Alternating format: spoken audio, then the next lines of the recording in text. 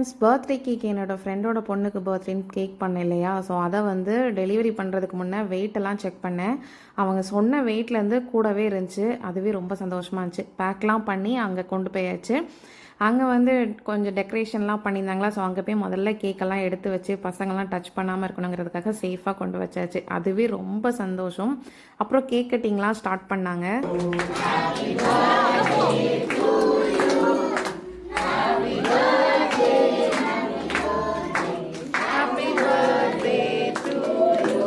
வந்து கட் பண்ணுறதுக்கும் சாப்பிட்றதுக்கும் எப்படி இருக்குன்னு சொல்லிட்டு ரொம்ப ஆர்வமாக எதிர்பார்த்துட்டு இருந்தேன். ஆனால் நம்ம பண்ண ஹார்ட் ஒர்க் வந்து கண்டிப்பாக வீணாகாது.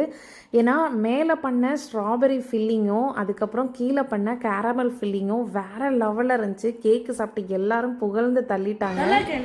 இல்லை நல்ல க்ரீமு எல்லாமே சூப்பராக இருக்குது. நீங்கள் செஞ்சது வந்து எனக்கு ரொம்ப பிடிச்சிருக்கு.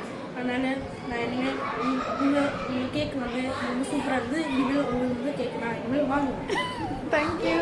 ரொம்ப ஹாப்பியாக கேக்கெல்லாம் சாப்பிட்டுட்டு அப்புறம் டின்னரும் அரேஞ்ச் பண்ணியிருந்தாங்க. டின்னர்லாம் சாப்பிட்டுட்டு ஃபைனலாக தான் வந்து பாப்பாவுக்கு வந்து கிஃப்டெல்லாம் கொடுத்துட்டு அப்படியே வந்து கிளம்பி வந்தோம். ஸோ உங்களுக்கு இந்த வீடியோ பிடிச்சிருக்குன்னு நினைக்கிறேன். நெக்ஸ்ட் ஒரு வீடியோவில் பார்க்கலாம். தேங்க்யூ, பாய்.